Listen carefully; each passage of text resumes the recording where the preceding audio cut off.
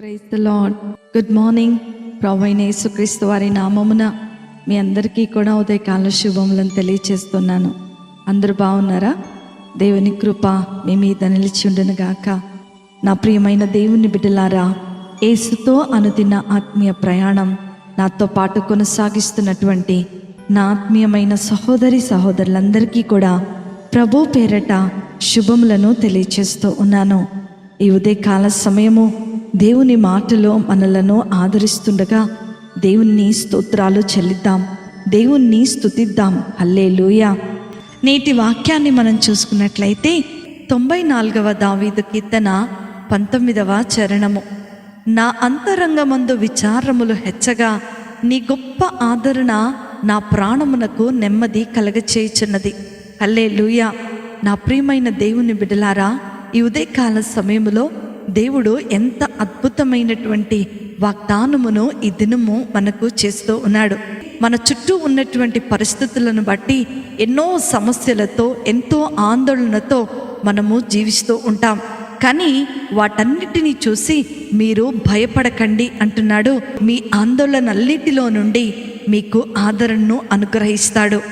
కొన్నిసార్లు మన జీవితంలో అనుకున్నటువంటి సంఘటనల వల్ల మనం ఎంతగానో వేదనకు గురి అయిపోతూ ఉంటాం.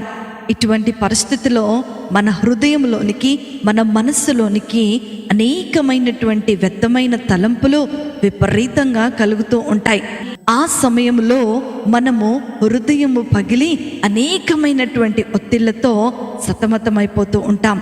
ఇటువంటి క్లిష్ట పరిస్థితిలో మనలను ఓదార్చటానికి మన ప్రభు అయిన యేసుక్రీస్తు వారు పరిశుద్ధాత్మ దేవుణ్ణి మనకు అనుగ్రహించి ఉన్నాడని లేఖనముల ద్వారా మనకు తెలియపరచబడుతూ ఉంది.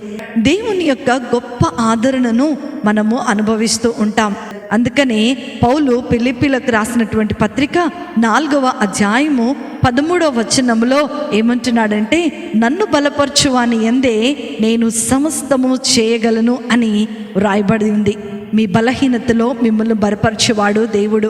ఆయన మీలో ఉన్నట్లయితే మీరు సమస్తమును చేయగలరు. ఇది యేసుక్రీస్తు శిష్యుల జీవితంలో జరిగింది. వారందరూ కూడా ఏక మనస్సుతో ఎడతెగక ప్రార్థన చేసినప్పుడు పరిశుద్ధాత్మను శక్తి వారి మీదకు దిగి వచ్చింది. వారి జీవితం మారిపోయింది, వారి ఆందోళన తొలగిపోయింది. ఇప్పుడు ఇతరులను ఓదార్చేవారిగా దేవుడు వారిని మార్చేశాడు. తన పరిచర్యకు ఉపయోగించుకునేటువంటి పాత్రలుగా దేవుడు ఆయన శిష్యులను అభిషేకించేశాడు. ఇదే మన ప్రభు నీ పట్ల కూడా చేయటానికి సిద్ధంగా ఉన్నాడు.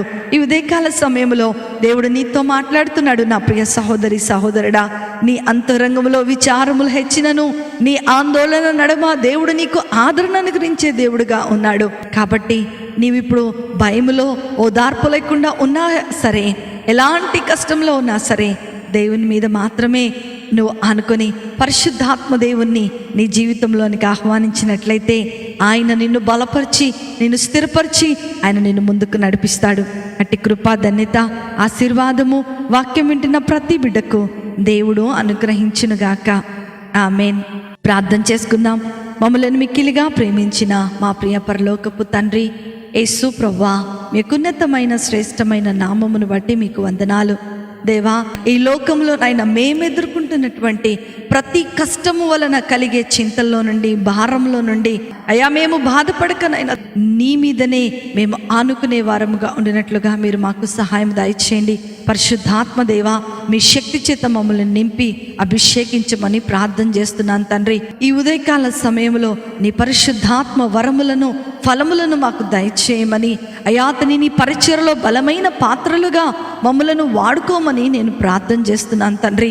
మేము ఏ స్థలములో పనిచేస్తున్నా సరే, అయాతని ఏ ప్రాంతంలో, ఏ యొక్క సందర్భంలో మేము ఉన్నా సరే ప్రభా, ఏ వేదనలో, ఏ దుఃఖంలో ఉన్నా సరే ప్రభా, మా జీవితంలో కలుగు ఆందోళనన్నిటినీ కూడా మీ పాదముల యొద్దకు తీసుకొని వస్తున్నాం.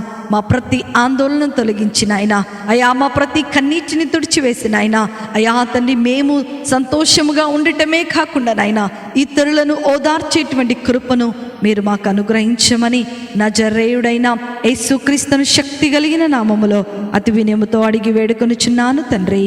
ఆమేన్, ఆమేన్, ఆమేన్. ప్రభు మిమ్మలను, మీ కుటుంబాలను దీవించునుగాక. ప్రేమతో మీ సహోదరి శిల్ప. జోసెఫ్.